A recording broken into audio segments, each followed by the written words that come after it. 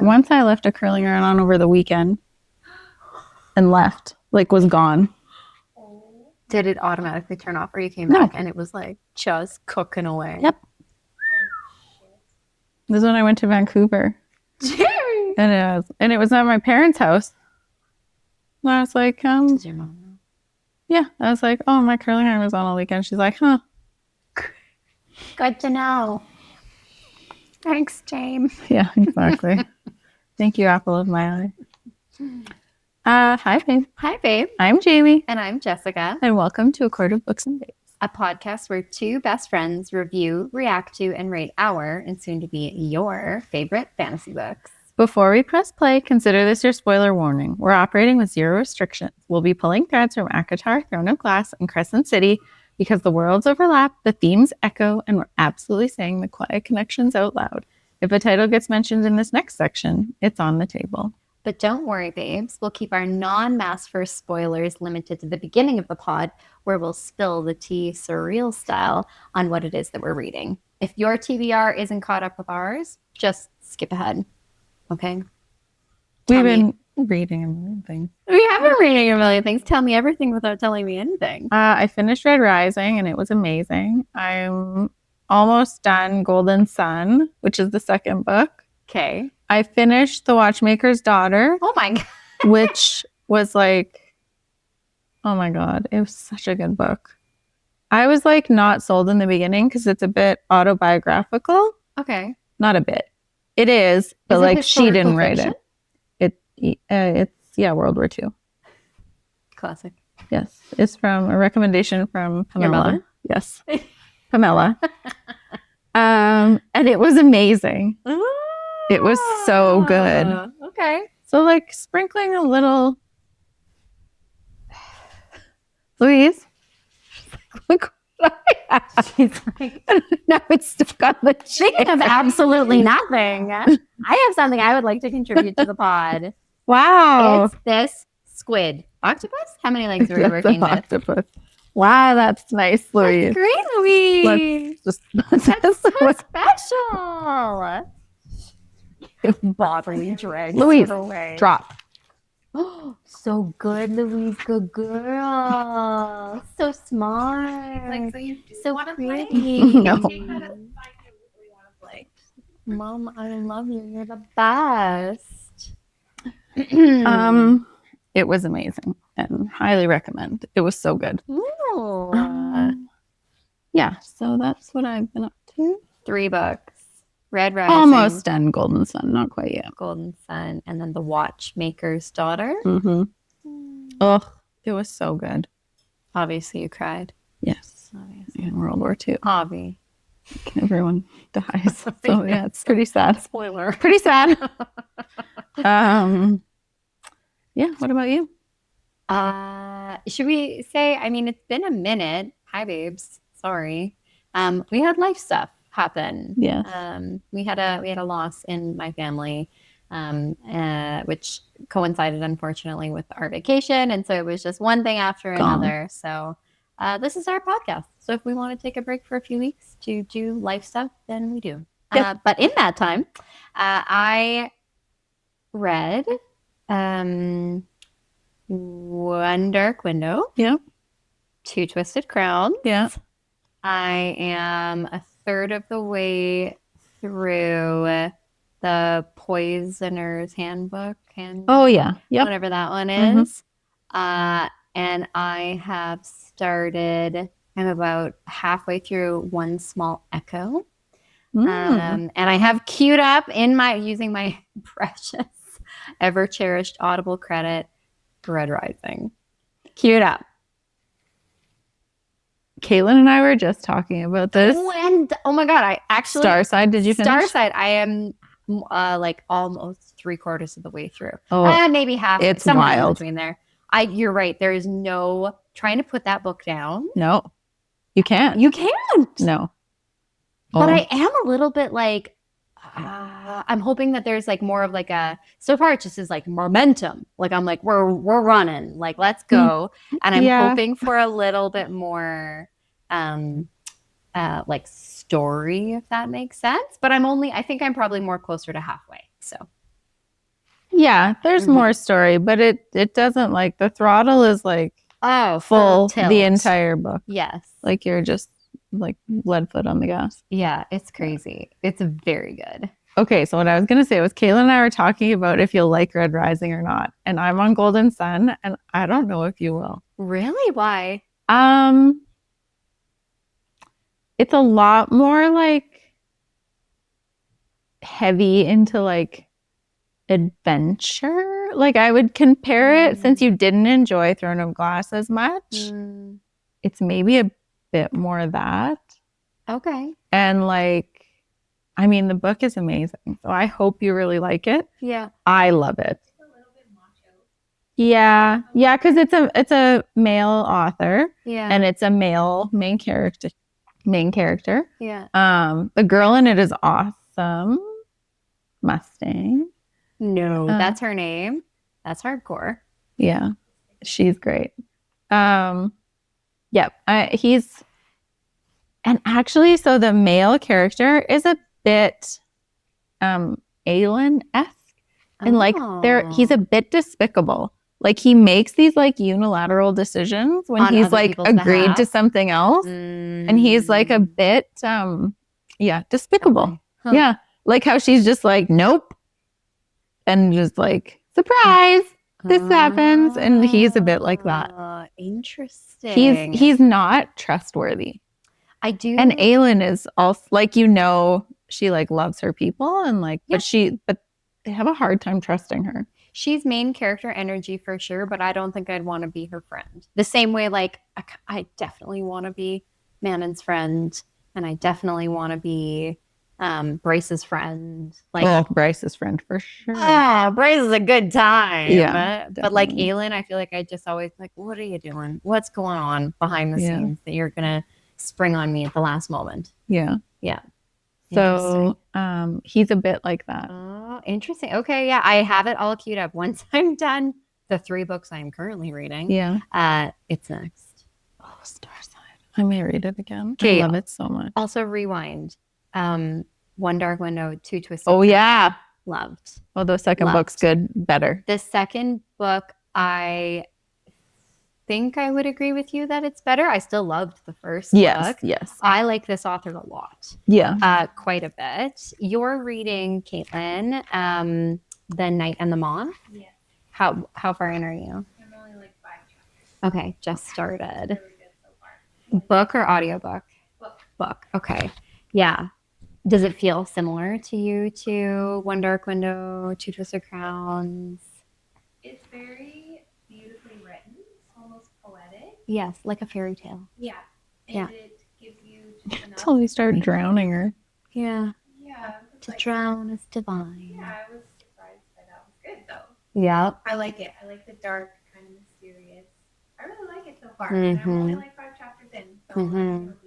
Yeah, I'm a big fan of this author. I'm so glad. I remember you explaining to me the premise of One Dark Window and this nightmare that lives in her head, and I was like, sold.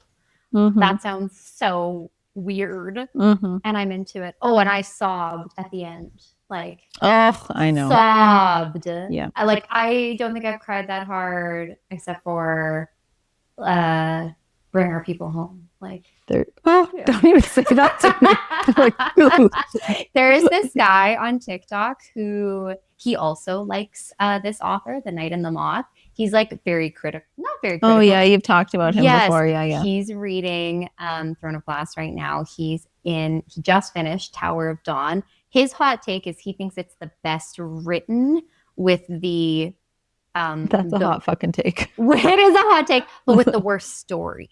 And I was like, oh, that's interesting. Like, he thinks she's evolved as an author. Sure. And I'm like, that's probably fair. Right. She was like 17 when she wrote. Yeah. And then rewrote it in her mid-20s, but still. Very young. And so he's like, it's the best written with the worst story. And I was like, that is maybe a take I could agree with. Yeah. because then the last book I was like in, because the whole time with Throne of Glass, I was like, truly the only person I truly cared about was Manon. And he also says, he's like, Manon needs her whole, like her own story. He's like, she is by far the most compelling character. And I wanted to like message him and be like, did you know some people skip the witch chapters? Because when I heard that there are people reading Throne of Glass who are like, ugh, like the witch storyline I just could do without. I'm like, that is all that kept me going until Kingdom of Ash. Was like the witch chapters. Like, when did you read Assassin's Blade? Late. It was later. Well, I read it only just before Kingdom of Ash. I think I read it maybe like, maybe it was second or third. I think the reading order is I did the publishing order. To be, I think it's right after Throne of Glass then. Oh, well then maybe that's when I read it. It was a while. It was like a year plus ago. I may reread the whole thing. Yeah. I plan on it. Oh Stay my tuned. God, Rowan.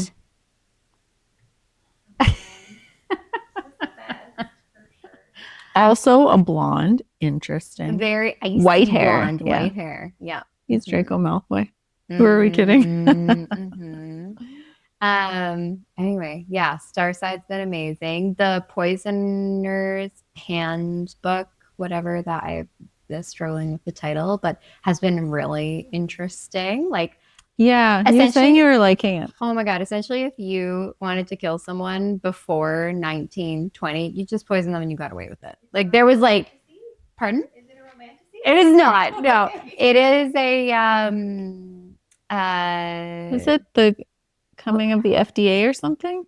That's her other one. It's Deborah Bloom. It is a, no, it's history, but it is a look at forensic. Now I remember. The birth of like the forensic pathology, I don't know what you call it, practice industry in Jazz Age New York.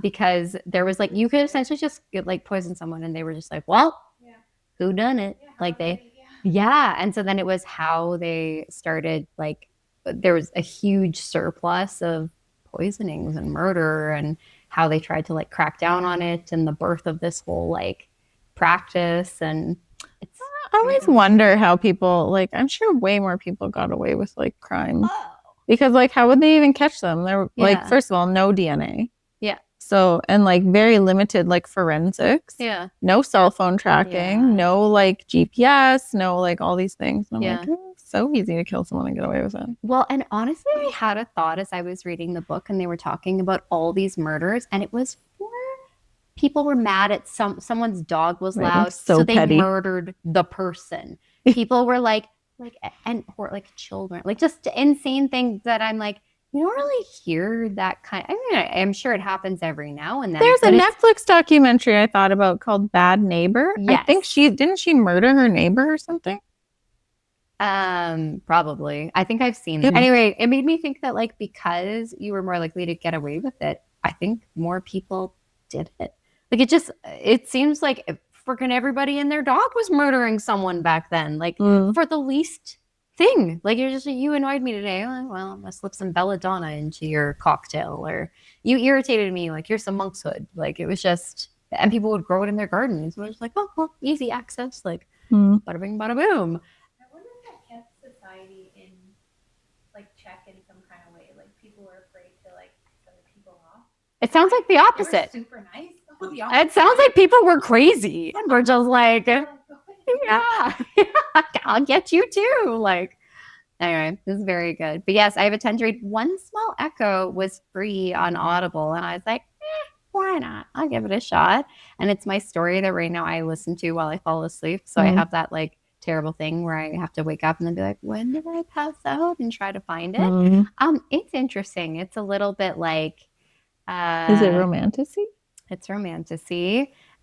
It's a little like they without giving anything away, there is you can't be in the dark, otherwise the quiet gets you. So you always have to have light around, and if the quiet has these like monsters in it. Sounds horror-y.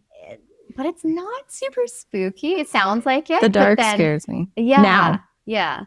But then the monsters, if you can they call it silence a monster. It's like you tame it, but then you're bonded with your monster. But like the monsters don't often want to be bonded, and so sometimes they like rip you apart. Anyway, it's been very interesting. And then there's like I'm slowly starting to see where the romance element is going to be, but it's much heavier on the story. Anyway, it's like I don't know. I'll let you know how it goes. It's free. Yeah, right. I was like, it's free, but pretty good. Okay. We have read a storm 3 weeks, and we're like, this. Yeah. Holy smokes. We're amazing. What else are you reading, Jamie? Oh, it's on here. I'm not reading anything. Silver Flame. Yes, I had to. Keelan and I had to switch our Kindles. That's right. So she could read Night in the Moth, and I'm reading Silver Flame since Alyssa Allie has our book. Alyssa Claire. My Silver Flame. Because she's still making her way through. We'll have to see where she's at. She just had vacation, so maybe she finished it while she was on vacation and didn't ask her. I have questions. We'll have to see. Doubtful. Should we get to Silver Flames? Yes. Oh, actually, I wanted to say one more thing. If anyone has not watched Project Hail Mary, you must watch it immediately. I haven't. It is freaking amazing. Such a good movie. Is it funny? It looks funny. Yes. There's like humor. I laughed. I cried. Then I laughed. Then I cried again. It's like the way it starts out, you don't expect it to be what it is. Okay. But like, it's just so cute. It is so cute. The alien is adorable. And is it an alien? I thought it was a robot. No. Oh, it's an alien. Mm-hmm. Okay. And it's amazing. I heard the book and the audiobook are good too. I mean, Ryan Gosling's in the movie. Need I say more? We're sold. Yeah. But he, like, it's interesting because he doesn't play a heartthrob. I mean, can he not inadvertently? Yeah. Like, inevitably, he plays a heartthrob in every movie he's in. But he acts alone because he's like, most of the movie is like him alone. A la Sandra Bullock in Gravity. Yeah, it's so interesting. He's such a good actor. Like everyone's like, oh, Ryan Gosling, but like he actually is such a good actor. Oh, to be able to do that, like you're not, reacting to someone. You're just like by yourself, trying to hold the audience. Yeah, that takes chops. It's a long movie. Yeah, and I would say like 3/4 of it he's alone. Interesting. It's so good. Oh my god, there's just this one part, like the alien is so funny. This doesn't really give anything away, but he like hooks up his laptop so he can like translate what the alien's saying so they can communicate together. And the alien is just hilarious. Like he's just like they're having a conversation at one point and hello Louise. And she missed me. It's been 3 weeks. Stop it. And this man. Louise. And Ryan Gosling's like they do something and he's like, oh yeah, not half bad. And the alien's like, no, full good. Like it's so not half bad. Full good. And then there's like one part where he's like, bad. And like, oh my God. And then you'll see. He's like, oh, this room is garbage. And didn't it get Oscar buzz or actual nominations or maybe even awards?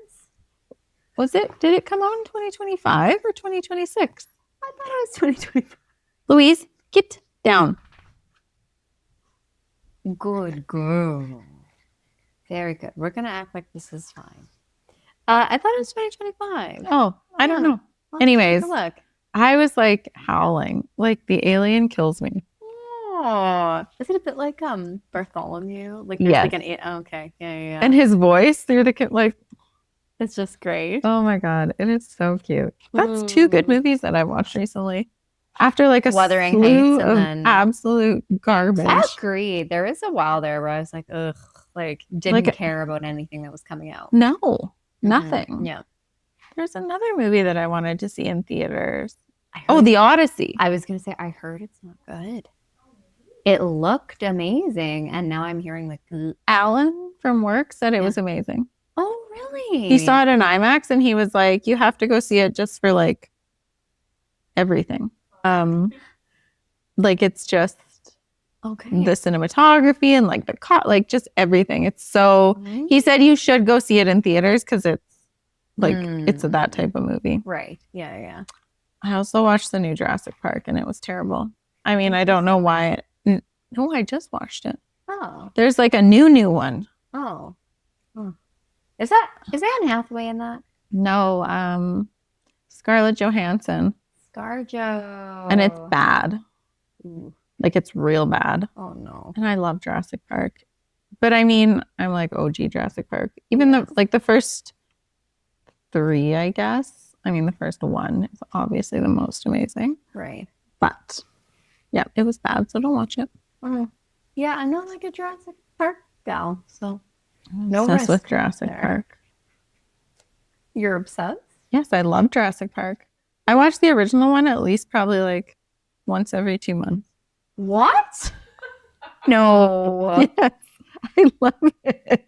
This I did not know about you. This is like when I found out that you loved Lord of the Rings and you rewatch it very regularly. Yeah.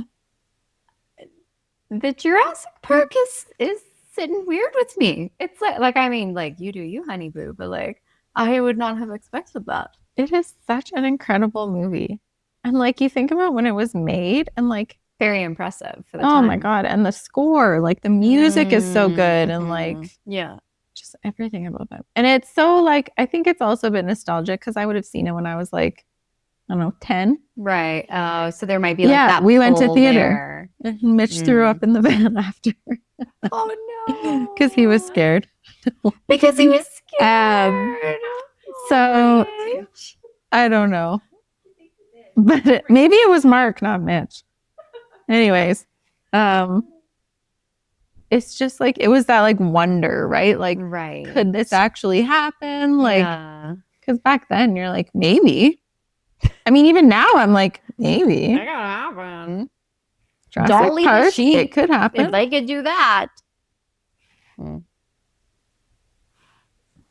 Anyways, Interesting. I love Jurassic Park. Jamie Lordrop, you got it here first, folks. Watches Jurassic Park every 2 months. I'm pretty sure I wanted to be a paleontologist after I saw that movie.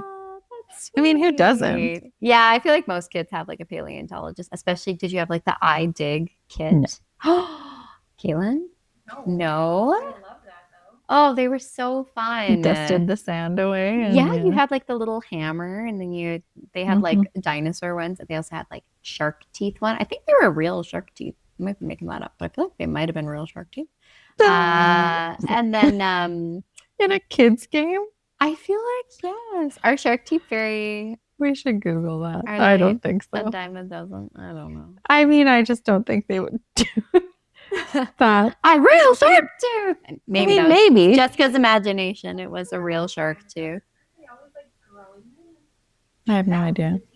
I love sharks, but I don't know. I feel like yes. I feel like they shed their teeth continually. But Sharks are basically dinosaurs. I'm saying things today on this pod. I'm like, oh yeah, sharks, and they're shedding their teeth all the time. Marine biologists everywhere. That's like, right. Like, that's not a You thing. fact check. Right. Yes. These are the facts. The marine biologists and the ornithologists are like, oh, they're at it again.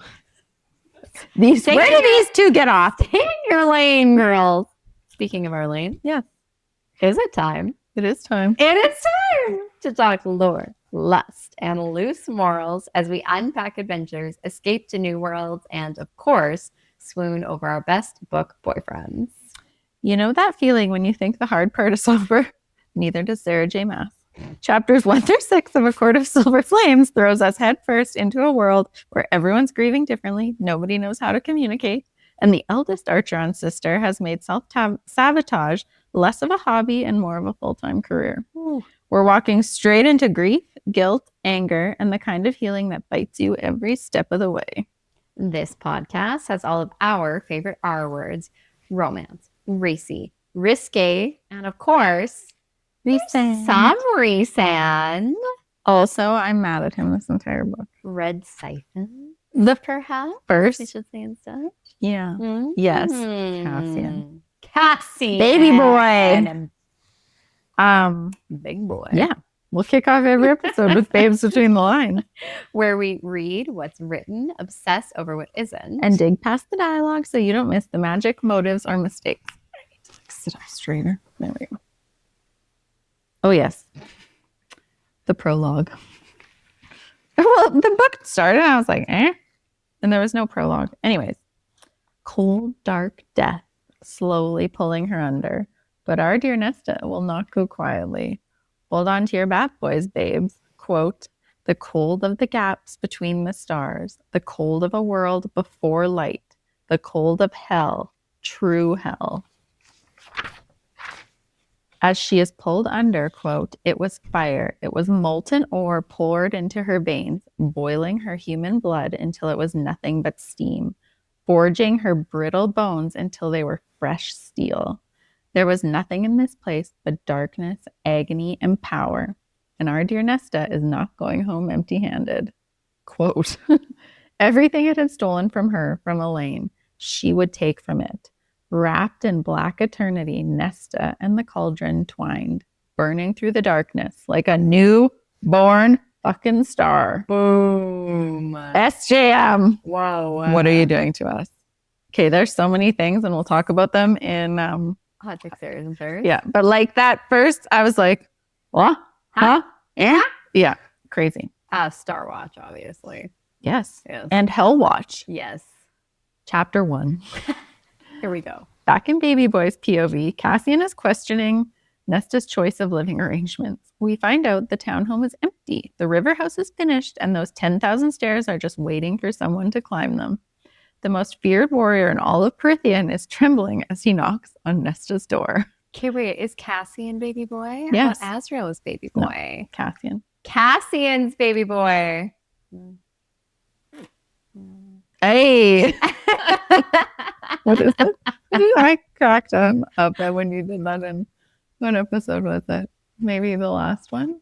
Not bonus babes, but the one before. What do they do? For like A is for like Azrael or something. A is for let's go or something. Oh my God, you said something funny and I was like cackling as I was watching it on YouTube. I had a funny moment. I was cackling. Please don't be home. Please don't be home. And just as he loses a breath, he hears footsteps coming to the door. Quote, each more pissed off than the last. It's how I aimed to I answer quote a the lot in door. these chapters because there's so many like good things. I agree. Anyhow, Nesta looks rough. And Cassian is immediately riled up because she's wearing a male's t-shirt and only a t-shirt. Just to annoy her further, quote, rough night. Salt in her wounds, he notes her face is pale, thin, cold, sharp as she tries to crush his hand in the door. But he is here on a mission to get her to Feyre. We also find out that Nesta has finally managed to alienate everyone, including Amren. Right. We don't know how or why, but it's bad and no one is speaking to her. Why didn't Feyre come to get her? Again, Nesta just wants Feyre to like show up for her. Because she says to Cassian, like, why are you here? Right. Like, why couldn't she come? Yeah. And he was, Which is fair. he says something like, she's been busy running the night court. And I'm like, okay. Okay. Right. Cassian said she's busy, just reinforcing that Nesta isn't worth Feyre's time. Yeah. Cassian continues to survey Nesta, and even at her worst, he cannot look away. He is drawn to her, quote, the cold fire in her eyes had been a temptation of a different sort. So he talks about her body and like she's beautiful, like obviously they all are. And she's so skinny.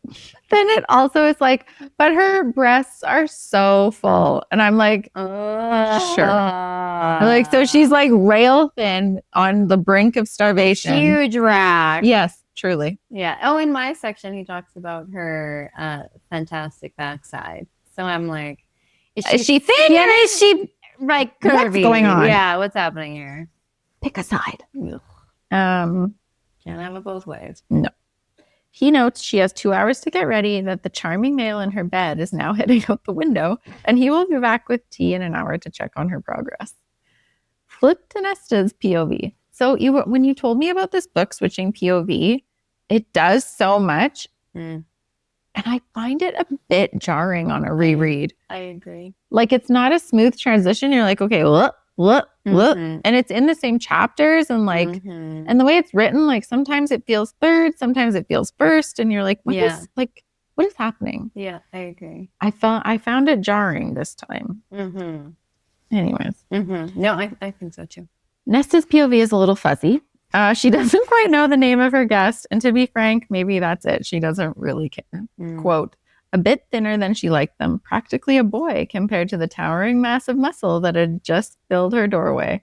Oh yes, babes, she noticed. She always is noticing Cassian. We can't fault her for that. No. We also notice him. I mean, who doesn't? So, quote, settle that. Oh no, not quote. JK, Don't do it. And she has been filling her life with distractions, trying not to notice Cassian, but also, quote, settle that writhing darkness that had simmered inside her from the moment she emerged from the cauldron. She crawls into the tub, thinking about how hard it used to be for her, but she overcame that fear. She thinks about her father, the king, how her father had never fought for his children until then. Then he fought for her. Quote, she had hated her father, hated him deeply, and yet he had still loved her for some inexplicable reason. Ugh, this is like heartbreaking because like Nesta in this whole book feels unlovable, unloved. Yeah. And like they kind of reinforce that with their actions, like in the beginning. Yeah. And treat her poorly, and like RHYSAND, especially, as like a real prick. So yeah, this was in chapter 1. I was like, oh, this is like her entire feeling for the entire book. Like her dad loved her even though she hated him, and like I don't know, it was just like an interesting parallel to how like she feels. She blames herself for his death, for Elaine being taken by the cauldron, and for Hybern hunting them down like deer. Okay, so clearly this is not all her fault. Like there was nothing she could have done to like stop it. Right. Specifically the cauldron. Like she blames herself for Elaine because she said, I scried for the cauldron and it like found us. And then took Elaine. Right. And then like, as we talked about, I think it was in book 3, like Hybern didn't care about Feyre. He wanted Nesta because she took. Yeah. And he wanted her back. So then she blames herself for that. But as every good deflector knows, distractions are everything. And Nesta has them lined up. Males, Malbec, music, but not all measure up. Quote, even immortality wasn't enough time for some males to master the art of the bedroom. So she'd taught herself what she liked. Bless this hot mess. We love a girl taking charge. I mean, yeah, she's like, these fuckers don't know what they're doing. Right. Anyways, that's pretty cool. Need I draw you a map? Yes, exactly. Create a tapestry like what was found in the spring court if you're so lost. Cassian returns, tea in hand, to escort her to the river house. But the vibes are off with Cassian, and this puts her on edge. She like talks about him being a bit like distant and a bit like she's like he's not himself, and it makes her very uncomfortable. Right. Yeah, well, even more on edge than usual. Yeah. Begrudgingly, she follows Cassian to the house. We get to the house / estate. And don't worry, babes. It seems like Feyre hired an interior decorator because it is described as tastefully decorated. Beige and grays. I'm like, okay. Thank God. It wasn't Feyre with her paintbrush doing the mantle? No. Eyes above the doorway. Oh. Nesta is obviously unimpressed. And she was unimpressed during her first tour, too. And also a little drunk. She does, however, mention it feels like a home. Cozy, welcoming. Do we sense a little longing here? So it gets into it even more in the next 2 chapters. But home is such like, I didn't catch this the first read through, but like home is such like a thing for her. Like it says a million times, like, I've never had a home. I've never felt at home. Da, da, da, da, da, da. And I'm like, anyways. Because she's other ? Exactly. She feels more alone than ever, quote. Every piece of art had been picked by Feyre herself or painted by her. Many portraits and depictions of them, her friends, her new family. There were none of Nesta, naturally, she thinks to herself, but also no sign of their mother. So this to me is like Nesta and her mom are like, they're both other. Right. This is tough. Like this, I think about the dynamic between Feyre and Nesta and what their respective therapists would say about it. You guys are fucked. Well, and like Nesta has been unkind, to say the least, to Feyre her whole life. And Feyre was parentified as like a child. And so Feyre has some pretty firm boundaries in place and is trying to incorporate Nesta into her life, but in the way she wants her to and in what she thinks Nesta needs, and et cetera, et cetera. Square peg, round hole. Totally. And without really, like, there are some very firm boundaries there. And I think her therapist would say, like, yeah, like, she hurt you. She doesn't have to be your family, right? But I think from Nesta's perspective, she's Louise is bored of this. She's like, that's enough about the psychobabble. From Nesta's POV, like, she has, to your point, she feels like everyone just hates her. And so she's like trying to reach, like, looking for any scrap of like affection or affinity. And instead she walks into this house and everyone has a painting except her and her mom. The feeling of like rejection would be so profound for her. And she says, I don't know if it's right then, but in these moments, she's like, it's always been that way. Like her, Feyre, Elaine, and her dad, and her and her mom. Right. Like, interesting. Mama room. Into the library and the lion's den. Rhysand, Feyre, Amren, and Cassian. Amren lays into her pretty much immediately. The drinking, the males, her utter lack of care for her appearance and her well-being. Nesta, of course, snaps back, and Cassian is already playing referee. Like, poor Cassian. Oh, God. Between Amren and Nesta. Exactly. Then we get right into it. Nesta is spending money. Lots of money. I mean, to be fair, Feyre was like, oh, we're fabulously wealthy. And Nesta's like, oh, I can fix that for you. Let me just take you down a peg or two and make a real dent in that inheritance. Yeah. Feyre tells Nesta this is a discussion and not a scolding, because Nesta's of course like, oh, why does this decide to come down here to be like scolded like a child, basically? Which, I mean, yes and no. My life is not this. Okay. And we talked about this a little bit about like people talking about people and like making decisions without them in the room. Right. This is that. On their behalf. Yeah. Quote, my life. So Nesta pipes up and says, quote, my life is not your concern or up for any sort of discussion. Which, I mean, in this moment, I'm like, this feels fair. They're like calling it an intervention, but they're basically like ganging up and bullying her. Which feels also like, is that your best laid plan for Nesta? Like, probably not. Yeah. Like, anyway, she's already avoiding like everything. So obviously she's going to avoid confrontation. And she's going to be like, fuck you guys. Yeah. Like, I don't care what you think. And like, I'm going to do what I want. It's just going to make her feel like she's backed into a corner. Yes. And I think like traditionally, like a real intervention is like you talk about the impact that the individual has had on your life. Yeah. Rather than just being like, you're a bad person and you're a fucking mess. And, yeah. They have not had training in this area. I have to side with Nesta here. It kind of feels like they're bullying her, specifically Rhysand. Oh, yeah. High Lord, you are not off to a good start in this book. Like these first 3 chapters, I'm like, He's taken L's left, right, and center. Yes, like he's Yeah. big L's. Before they tear each other's throats out, Farrah steps in, quote, to Reese. She says, "You can either leave or you can stay and keep your mouth shut."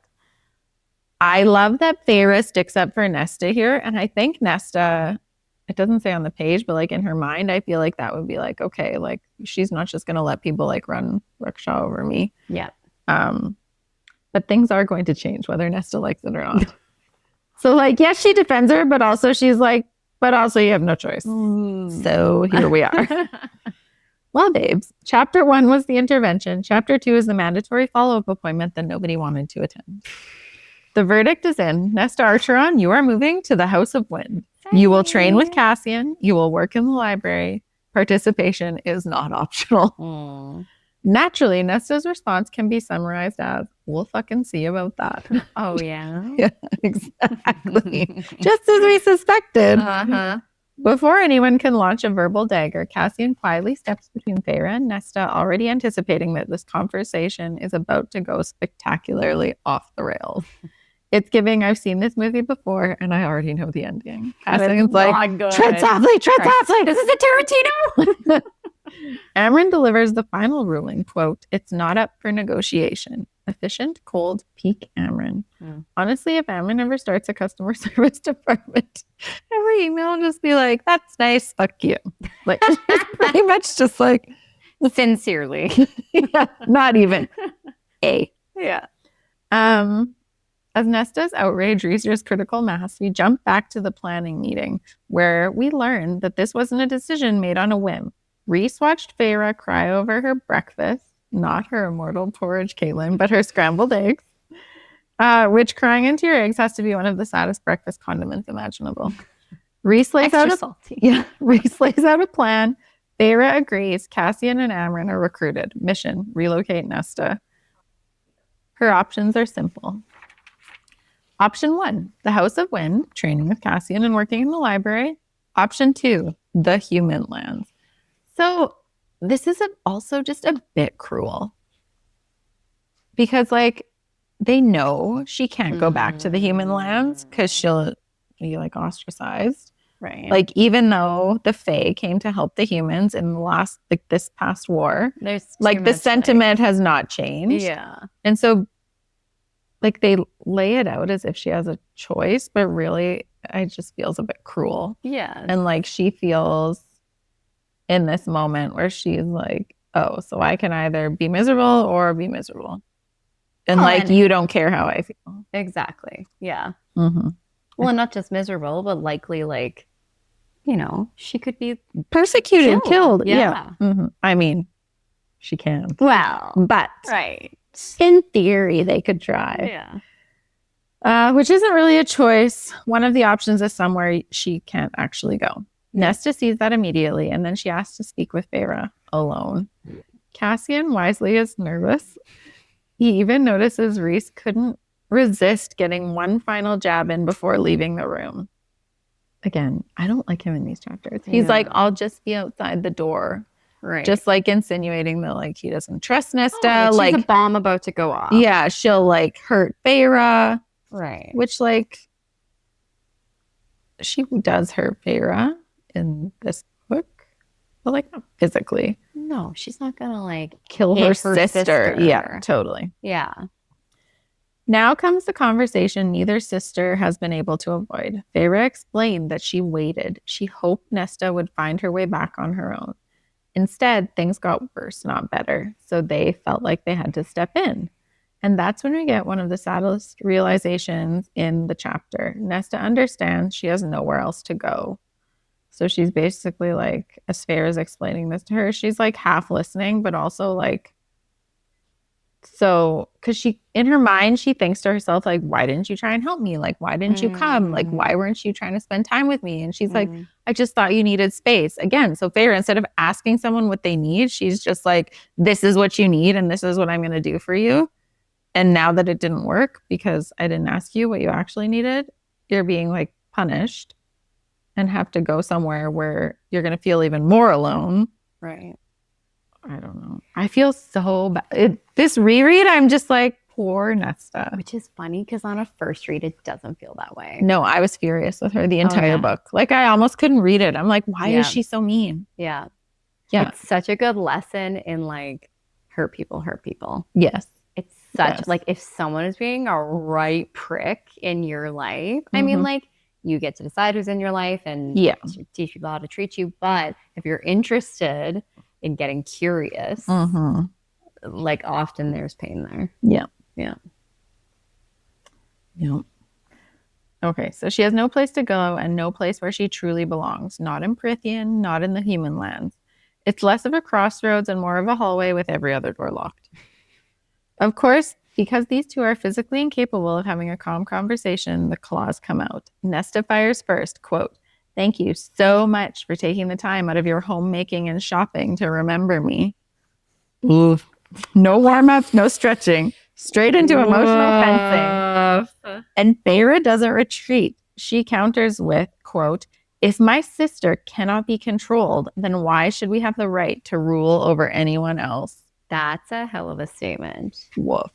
To be controlled. Yeah. And as you can imagine, Nesta takes it super well. I feel like if Feyre's catchphrase. That's RHYSAND. Oh, like that need to like. I feel like Feyre is talking, like, is a bit of a mouthpiece for RHYSAND in that moment. Because Feyre never really cared about ruling. Like, she cares about the people, but she doesn't care about controlling them. I don't think. Maybe control isn't the right word, but I do think one of the things I appreciated about Feyre's story is she kind of unapologetically did want power. She did want to be High Lady. Like, that was her shift from Spring Court. Yeah. Is eventually she was like, no, I am your fucking High Lady.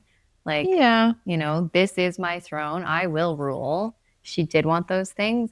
But I think your note about does rule, which, I mean, we could frame as leadership, does it or should it mean control? I don't think that those two have to be, have to always be together. Because I think you're right. I don't think she's interested in control.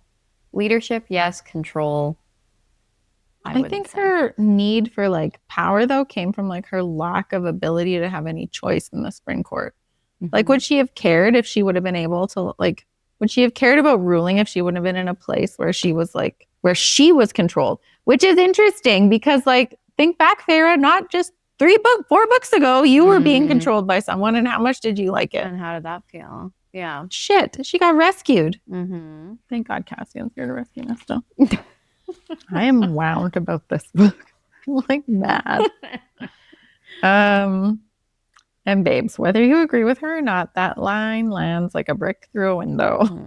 Neither of them walks away from this conversation feeling heard. Neither of them gets what they actually need. Instead, they keep speaking around the hurt inside of it.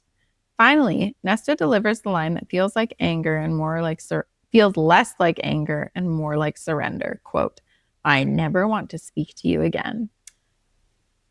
Feyre doesn't argue. She doesn't plead. The decision has already been made. And by the end of the chapter, Nesta leaves feeling abandoned by the two people she once called family, heading towards the House of Wind, not because she chose it, but because every other path has disappeared.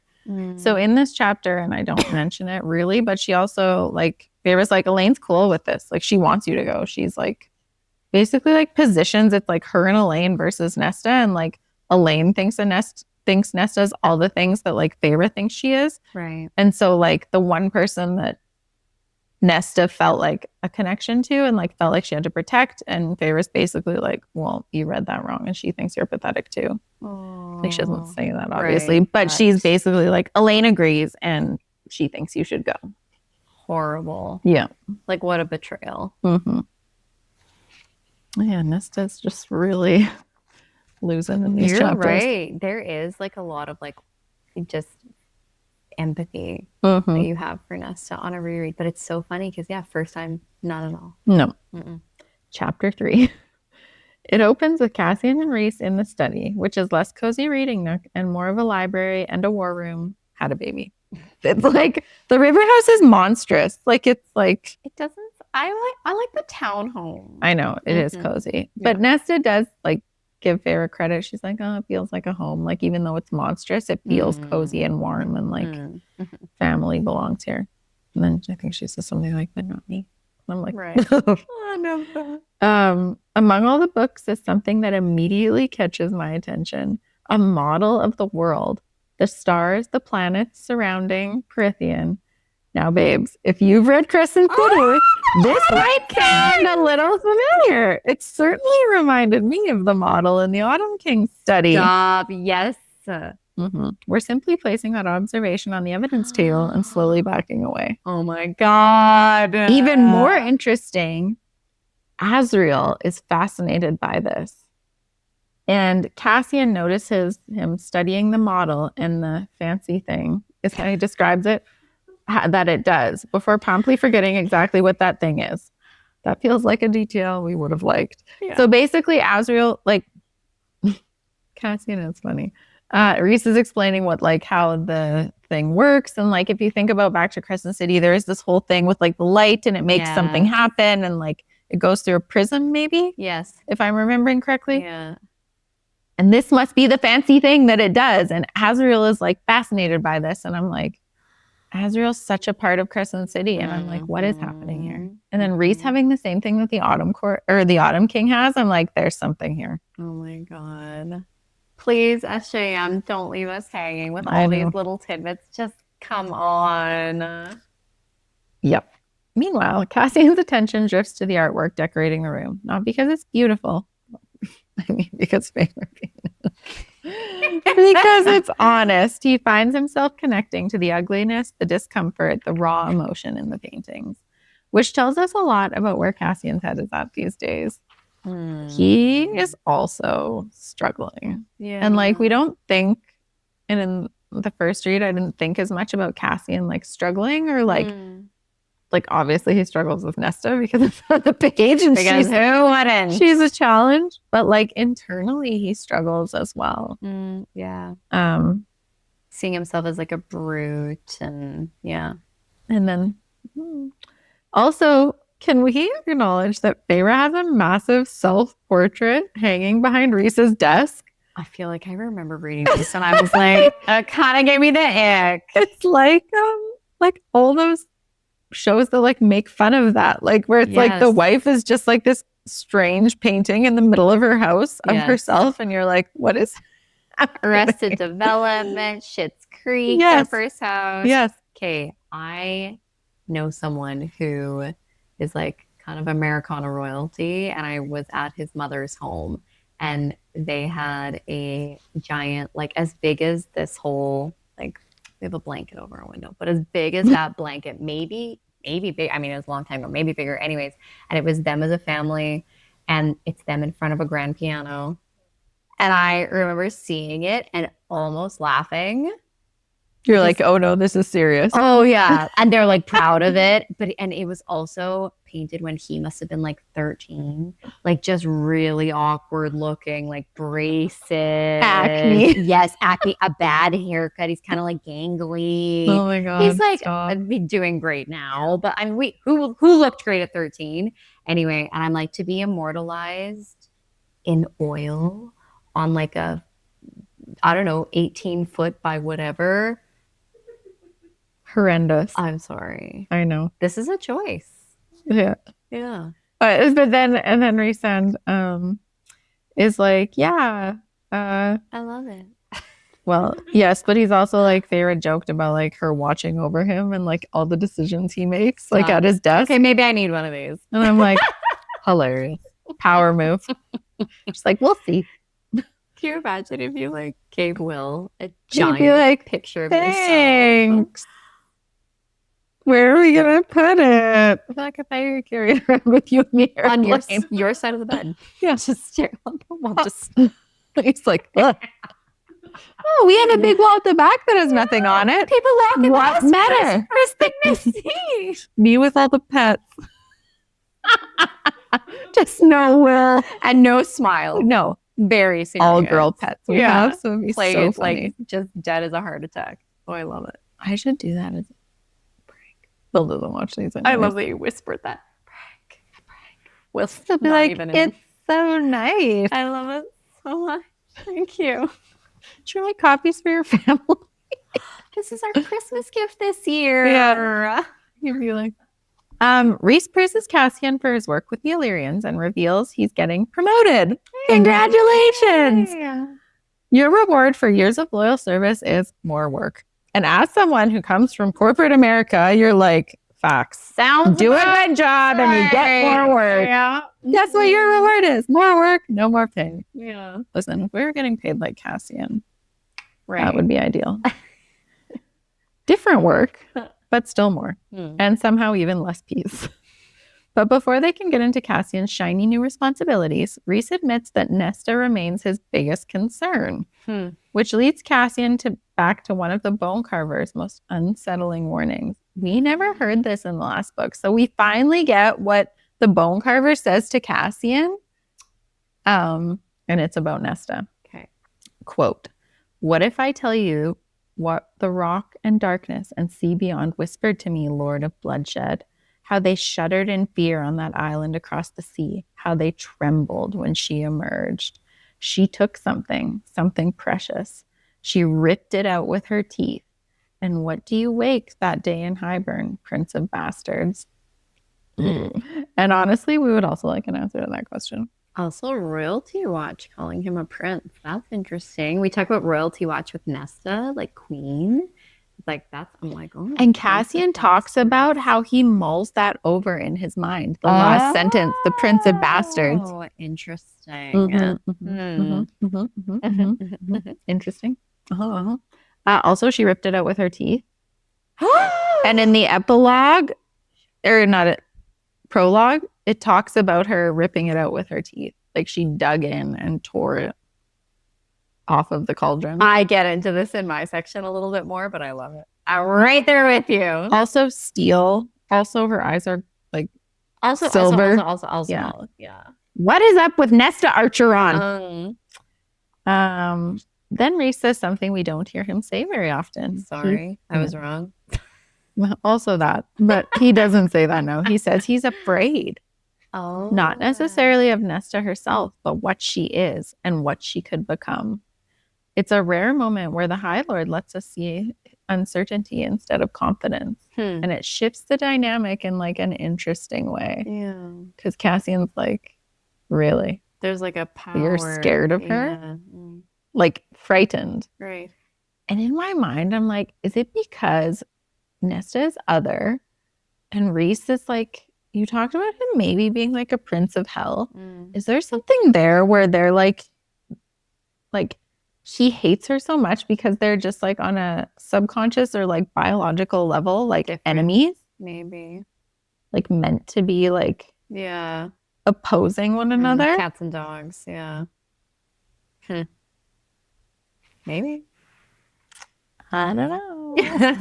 It's interesting. Nesta understandably rubs a lot of people the wrong way. But Rhys really has an axe to grind with her. He and more.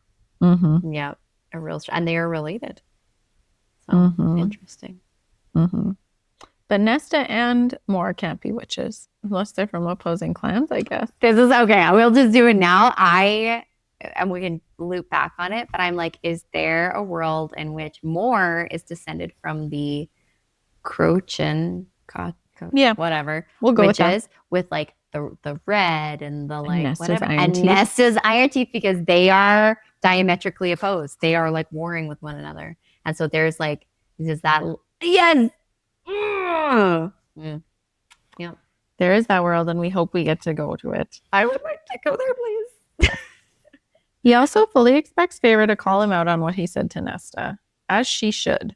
One thing I appreciated here was that Rhys and Feyre don't always agree. They're allowed to have conflict. They're allowed to challenge each other.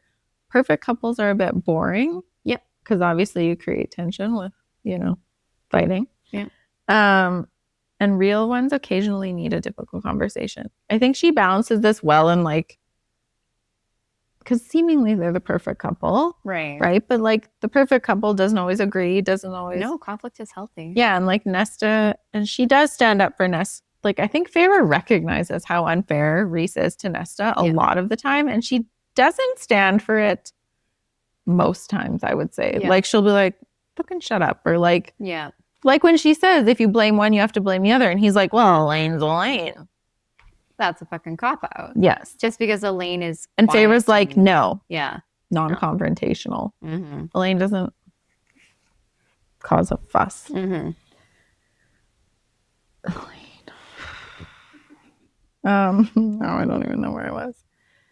Then we get one of those tiny Cassian moments that somehow says everything. He stares at Rhys's mating ring. He sees the life Rhys has built with Feyre, the happiness, the certainty, and all Cassian can think is, quote, just wanted. Babes, we're only scratching the surface here, but that line says more in 2 words than some characters manage in 2 chapters. Yeah. Like, he just wants what they have so badly. Andrew and I literally talked about this yesterday, and how it's when you have found your person, it's easy to take them for granted and to take what you have for granted. But if you think back to when you were like single or dating, if you could have been given one thing, most of us would be like, I want my person. Like, that's what you're searching for. Like, that's like your heart's desire, right? So, yeah. Yeah. Poor Cassian. Yeah. Then comes the promotion details. He's becoming, drumroll, a courtier. Oh, God. If you listen closely, the sound you heard was Cassian's soul leaving his body. Right. He's like, no. He's like, actually, I would prefer not. His new assignment, charm the queens, gather information, play politics, smile politely. Frankly, he'd rather face Bryaxis. Cassian, no. Although he decides navigating royal courts might somehow be easier than dealing with Nesta. Probably. Facts. Yeah. Agreed. Next up, House of Wind. Mor returns from the winter court looking very ready for sunshine and volunteers to winnow everyone there. Or above there, because rather than arriving at the front door like civilized people, Mor drops them out of the sky to the House of Wind. Literally, Cassian catches Nesta and carries her the rest of the way down, which is probably not the grand entrance either of them envision. He tries to lighten the mood with a few comments. Whether he's trying to ease the tension or poke the bear just a little, we'll let you decide. By the end of the chapter, though, the humor fades. Nesta wonders if she'll ever have a place that truly feels like home, somewhere that brings warmth instead of emptiness. Instead, she's left with her power simmering beneath her skin and the overwhelming feeling that she's completely, utterly alone. And that's the feeling that lingers the longest. I did not clock this, like, burning need for home on a first read. Oh my God. She's in like chapter 3. It says it probably 6 different times in like 3 pages. I'm going to be on home watch now. Interesting. Because like, well, at the end of this book, she has like her little family and like Rhys gives her the House of Wind, which is so interesting. Oh yeah. I really need to know why. Maybe we'll like pick up more clues. I feel like we get so much more on these reads. Maybe we're like, oh, you guys too. Chapter 4, Cassian POV. I also forgot that we get these in this book. And like what a departure it is from SJM Books. Why do you think she did that for this one? I don't know. I know. I almost wish, like, I like Cassian's POV, but I almost wish it was like Nesta written like Feyre in the other books. You know what I mean? But then also like maybe we don't get the like dimensionality, if that's a word, like of seeing all like the different ways people feel, and like it builds Nesta's character a bit more. It might also make her more lovable. Like sometimes before you can love something or someone, you have to watch it be loved first. Like Jazz, I've seen Donald Miller writes about for Jazz. But he said he never liked jazz, and then he saw this like concert where the sax player played it for like 30 minutes without opening his eyes once, and he said, and after that I like jazz. And sometimes before you can love something yourself, you have to see someone else love it. So perhaps Nesta becomes more lovable and relatable when through others' eyes, through Cassian's eyes. Yeah, that's an excellent point. It's an interesting choice. Cassian joins Mor at the Riverfront Cafe. noting mentally and then verbally how everyone around them can't help but stare at Moore's beauty. I have to say, like, I remember reading this the first time and being a little taken aback. Like, I was like, I thought you were into Nesta. Why are we suddenly checking out Moore really hardcore? Even though he refers to her as his, like, air quotes, sister. If Andrew had a female friend who was the most beautiful woman I'd ever seen in my whole life, and then he had the gall to repeatedly comment on how beautiful she was all the time and look at all these people staring at you because you're so stunning, I have a bit of a bone to pick with that. You'd be wearing poison in your backyard. Oh, yeah. Belladonna. Moore Totally. asks about Nesta, and when Cassian tells her she's napping, she snorts, and Cassian tells her, don't. Please don't. Good. It hurts Fucking him, Moore. the whole situation, and he doesn't want to talk about it. So instead, he asks Moore to tell him what happened in Balahan. No idea if I'm saying that correctly. Yeah, I think so. Which is the territory across the Northern Sea, sort of north of Highburn, but that same chunk of land, and has been enemy and friend at different times in history to Prithian, respectively. We learn through Moore that Balahan does not want to sign the new peace treaty. They say that the human queens have not yet disbanded their armies, and Balahan, along with Montezer and Rask, who are the other two provinces, countries, lands, I don't know, whatever. Nobody knows. They're not important. They think a potential war with the humans might then allow them to redraw territory lines and push into the human lands, because they're like, okay, these queens want to scrap. We will dominate you because duh. And then we get to have more lands, right? So it'll be up to Cassian, Moore says, to try to figure out what the human queens have up their sleeves that could possibly make them think that they could win a war against the Fae, because they gotta have something. A steering, maybe? Who knows? Falcons? Vasa could be an in with the queens, Cassian thinks, and we get a mention of her captor described here as a sorcerer lord. Pause. Yeah.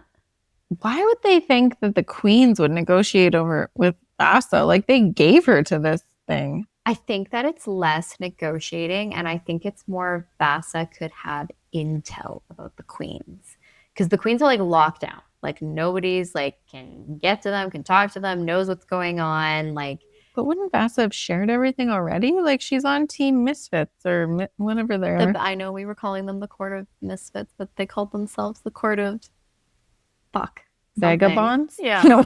Who knows? No, they were the band of something, I thought. Well, I'm doubling down on Misfits. That feels appropriate. I think the thinking is like, so we get into it a little bit. Cassian asks why Lucian can't be the one to handle the conversation with Vasa about the queens. Moore says that they can't fully trust Lucian anymore because of his closeness with Vasa and Jurian. It means he could be biased in his reporting, which was very interesting. That the Night Court, I'm assuming per directive from RHYSAND. No sus on Lucian? Yeah, and I'm like, okay, so you don't trust Lucian because he's going to be friends with Vasa and Jurian. What's wrong with that? Like, what bias are you? So he doesn't like the humans. Yeah, it was an interesting race.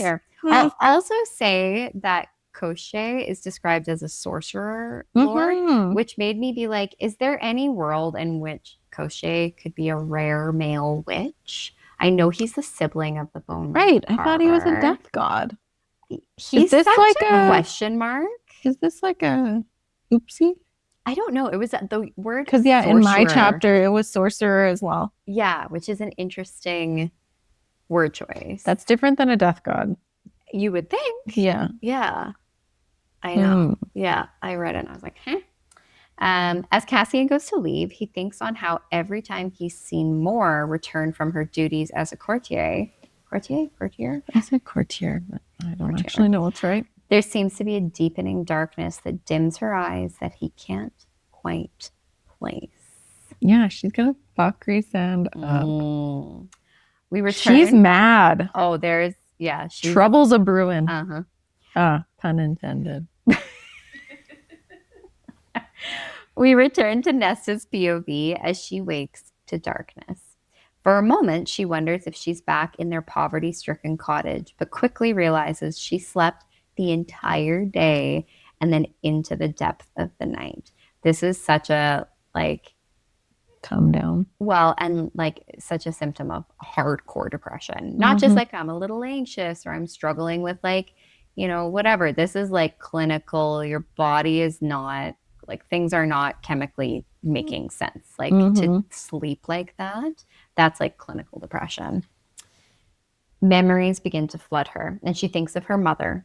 Quote, this quote just lives rent-free in my head. My Nesta, Elaine shall wed for love and beauty, but you, my cunning little queen, you shall wed for conquest.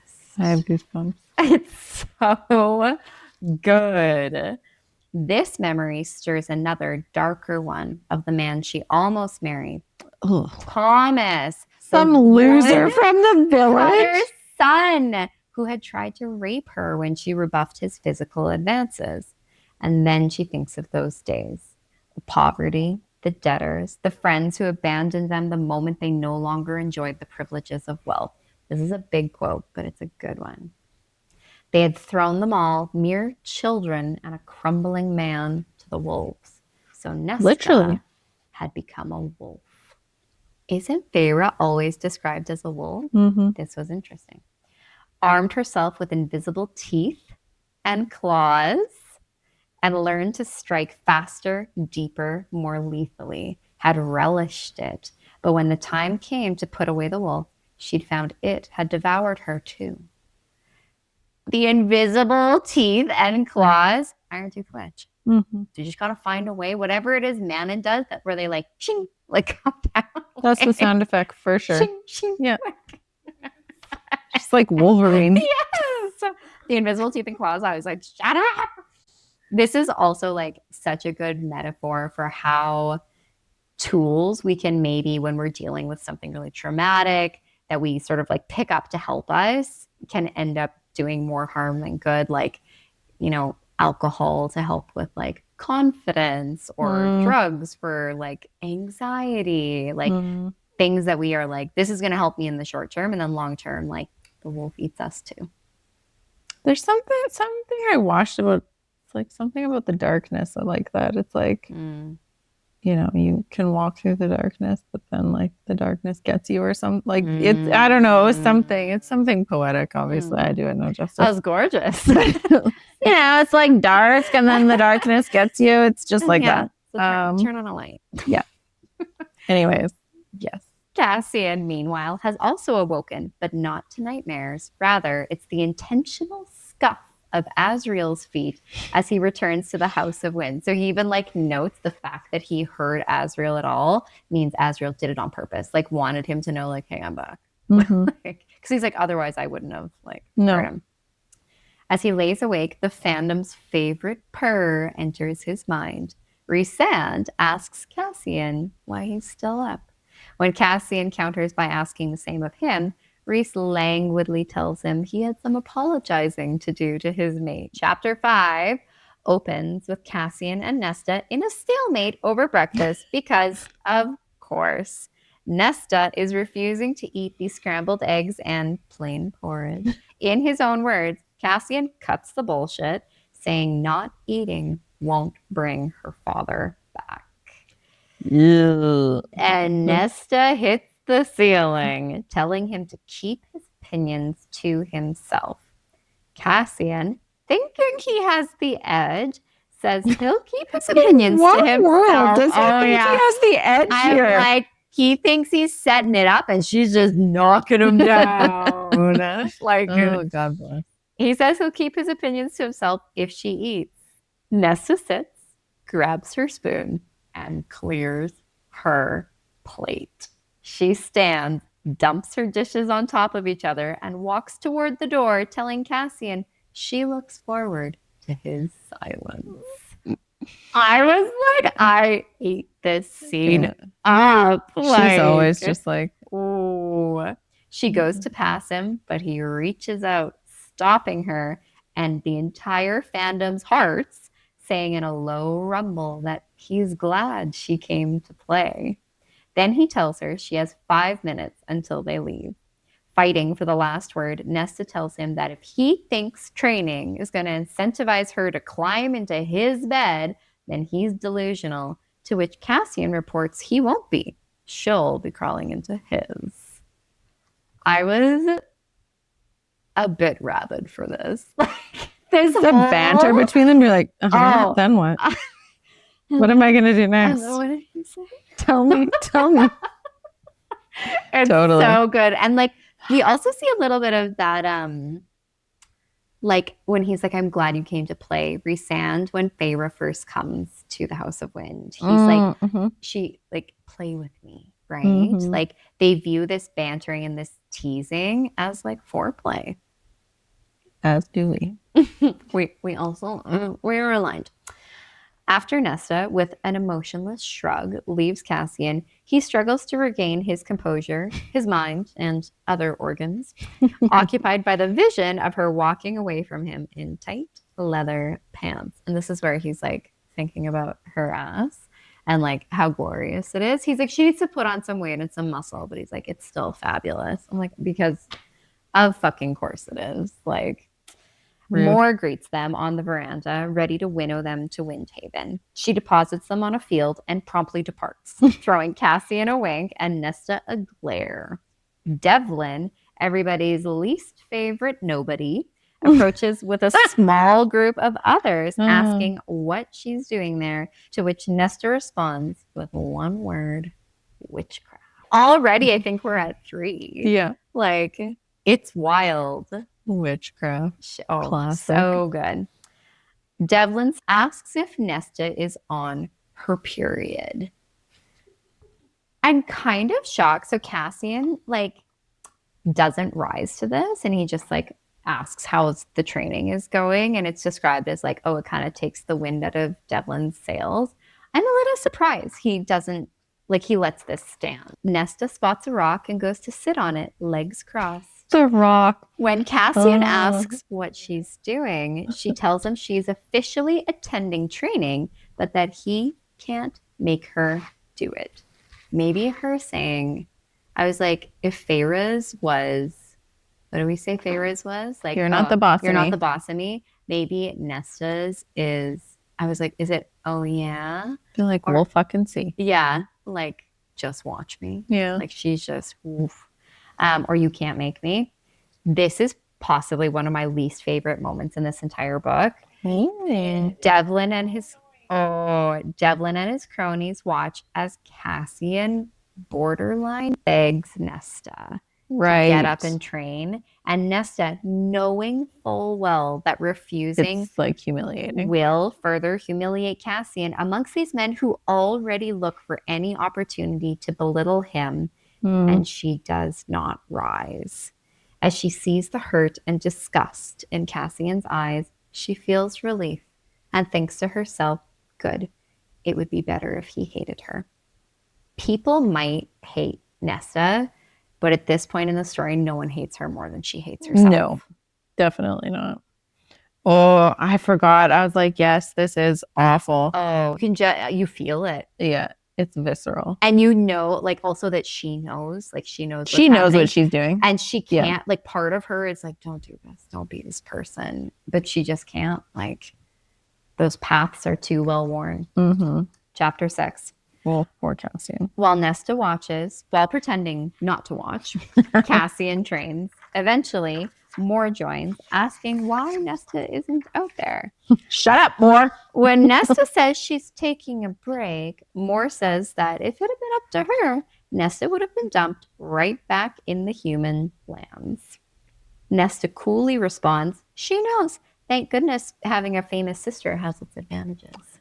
this is a bit rich coming from Moore, considering she was dumped in another territory, left for dead. And I'm like, this is rich coming from you. Yes.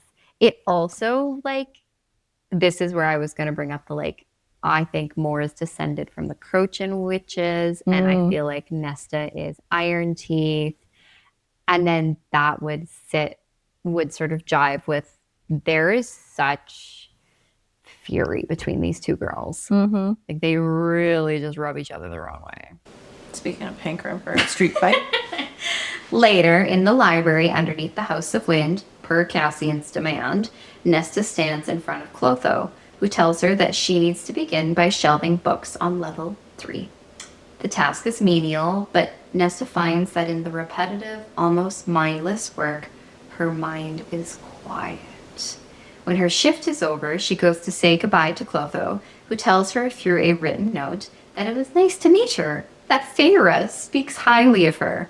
As Nesta goes to leave, she tells Clotho that no one likes a liar. When she goes to the dining room for dinner... Do we think she's lying there? Like, is she just being nice? No. Because it's described Clotho, as Nesta says, like, over her shoulder, like, no one likes a liar. She describes hearing Clotho, like, chuckle.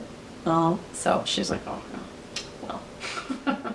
I do like that Nesta's not mean to the priestesses. Like, this is the one place where it's like she respects these women and, like... Yeah. She's, like, redeemable when she's in the library. Like, you see, like, the parts of her that you want her to be. Yes. And, like, how badly she's hurt. I think it comes out more in the library. Yeah. And, like, a more healing way, maybe. Anyways, I think it would have been really hard if she would have been nasty in the library. Oh, yeah, to women that were already vulnerable. Yeah. And I guess that wouldn't track with her character either. Because, you know what? To Nesta's credit, she does not punch down. No. No, you're right. She doesn't. She punches hard and uppercut horizontally hard, but she does not punch down. Yeah, that's true. Good point. When she goes to the dining room for dinner, Cassian is not there. There's a plate with chicken, potatoes, and beans, and a glass. Nesta lifts the glass, demanding the house give her wine, and instead her cup fills with water. She stands, familiar silence roaring in her head, and leaves the room saying she'll go get her own then. Oh, God. She tries to go down the stairs. Yeah. Classic. Next episode. For Hot takes, theories, and thirst. Hold on. Okay, we covered so many of them I know. in the actual episode. The darkness in Moore's eyes. Like, what do you think? So she's been going to Velamon and trying to get them to sign this peace treaty. Is she? Yeah. So she says, you think she's not? You think she's going somewhere else? No. To the waste? No, maybe she's like not trying to get them to sign the treaty. Maybe she's like plotting. Overthrow race. Because she was the queen of the north. Her family was the queen of the north. And these islands are in the north. They're like across, flip them up. It's like across the ocean because it's hybrid. It's like fairy realms. Yeah, so they're over here. But then, yes, northern. But it's like kind of parallel. This is pretty north. Maybe she wants to be the queen of this north. The north over there. Over yonder north. Okay, Sansa. She wants to be the queen of anything. Yeah. I mean, she gets some royalty references as well. Oh, All over the place. Also, what is Scythia? I don't know. There were a couple. I was like, huh? Valhalla? Montessor? Rousk? Scythia. Like, we got new lands, babes. A scythe is like that thing that like the Grim Reaper carries, right? Yeah. And then my theory where I was like more Crochin, Nesta, Irontooth. Yeah. That she grew invisible teeth and claws. Yeah. She's gotta find it. She gotta find that shing, and then they'll pop out one day. I hope so.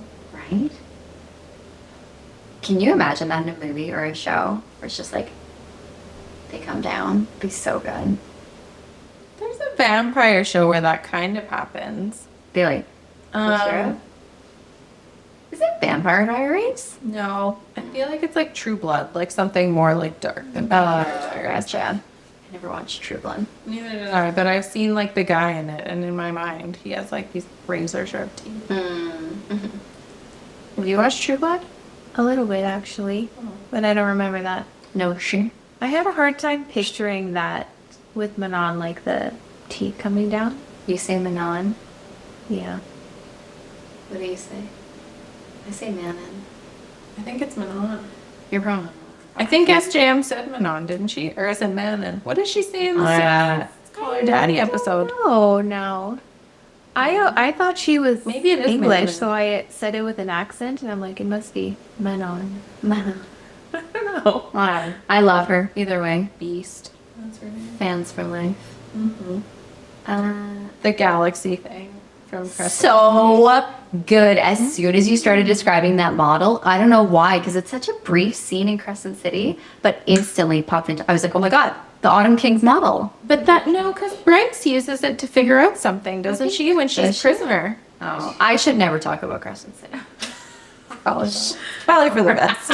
Twice, yeah. Yeah, no, it's like kind of focused on, and like they, whenever the Autumn King is in his study, they like mention Dread Train. She realized something about it, but now I can't remember. It's like everything, she uses the prism, and it's something about like the ones that the light touches, there's something I thought, Yeah. and it like is how he's tried to like narrow down where the thing that's in Bryce's back is, the horn, I thought. Yeah. Oh, sounds don't right. look at me. No, I wasn't. I'm just saying that's facts. That's facts. Yeah, that sounds right. That sounds right. Right? I think Yeah. it's that. That sounds right. Yeah. Maybe we need to do Crescent City next. I just am so like, huh? What?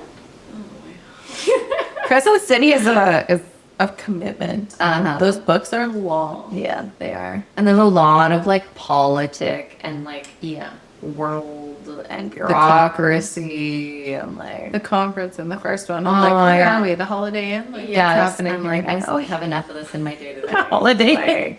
That was like Holiday Inn. Yeah. Holiday. Oh my god. Although it could be good if you guys did those, because a lot of the politics were so muddy in my mind. Oh yeah. I'm like, I don't know who that is anyway. Maybe I was just like moving on. Anyways. Oh, you know what did happen in these chapters? It is noted that the wind blows Cassian's shoulder length dark hair. I read it and I was like, Literally over it. Yeah. What happened? no, it doesn't. I mean, blonde. I should write it in my book, right? It also It specifies it, and I'm like, oh boy. And I think one of the comments on our Instagram was like, it literally says shoulder length, dark hair, and I'm like, messed up. I had a blind spot. What was I gonna say? Oh, it also describes when he goes with Nesta to Windhaven and like Devlin and the Illyrians come up. That like they at first their wings are all tucked in tight, all the Illyrians, and then they kind of like spread them like a little bit to be like swag. But like but Cassian is just sort of like holding his wings at in what Nesta described as like his regular stance, and it's like obviously so much bigger. And like, yeah, but what about Asriel's wings? Hey, what are ours?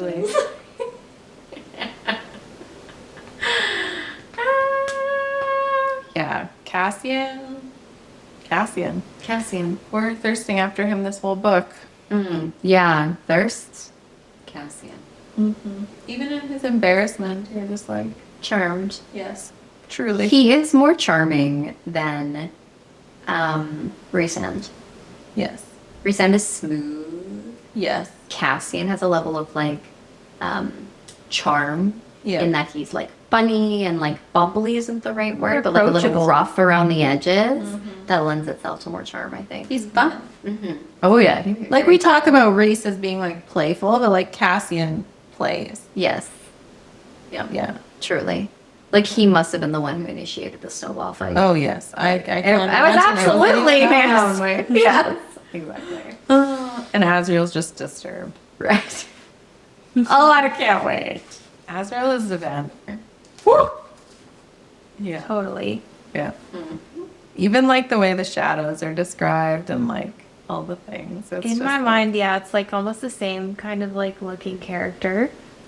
Yeah, but Savander has like that horrible like black rot on his. It's not rot in that book. What is it? Veins. Yeah, like The stuff. sable fire thing. Yeah. Uh-huh. Oh my god, book 3 of that. I can't wait I'm for that. so to excited. But this book. Anyway, All right, should we wrap? this book, there was. Was there one more? Oh yeah, okay. The very first thing I said. Okay, so the quote where it's like, the cold gaps between the stars, the cold of a world before light, the cold of hell, true hell. Molten ore is like metal, poured into her veins, boiling her human blood until it was nothing but steam, forging her brittle ones until they were fresh steel. Could there be more like metal and like all these things? So like I agree, maybe she's an iron tooth. Yeah. For sure. There was nothing in this place but darkness, agony, and power. Oh yeah. Wrapped in black eternity, Nesta and the cauldron twined, burning through the darkness like a newborn star. So this is also interesting, like a newborn star. Is she a Styri? Does she become a Styri, and that's why Rhys would be afraid of her because he's starborn? Oh, that's a take. That is a hot take. Holy, I haven't thought of that. It's a hot take. I mean, maybe. Like a newborn star could be a Styri or Yeah. whatever. Whoa. I like it. Let's keep that in our back pocket and then watch for it. Mic drop. Uh-huh. We got 2 mic drops this episode. Oh, hot fucking take. All right. Yeah, let's wrap. I was like, wait, there is one more thing. I can't remember what it is, but and now I don't know where our papers are. JK. I actually don't. A hot mess over here. I'm flustered from Cassian. Understandable. Oh. Whew. Nesta has officially mastered the art of pushing everyone away who's trying to help. Cassian has found himself volunteered for what might be the most impossible assignment in Prithian, and Rhys has decided that subtle intervention is no longer on the table. As always, grab your tabs, annotate your favorite moments, and come ready with your hottest takes because you know we'll have ours. We want to hear from you as we continue to build this little corner of our world and fall in love as we dive into fantastical worlds, fabulous folklore, and fine males and men. All the finest. I don't know, Cassian, I go back and forth now. I'm Cassian and Anne.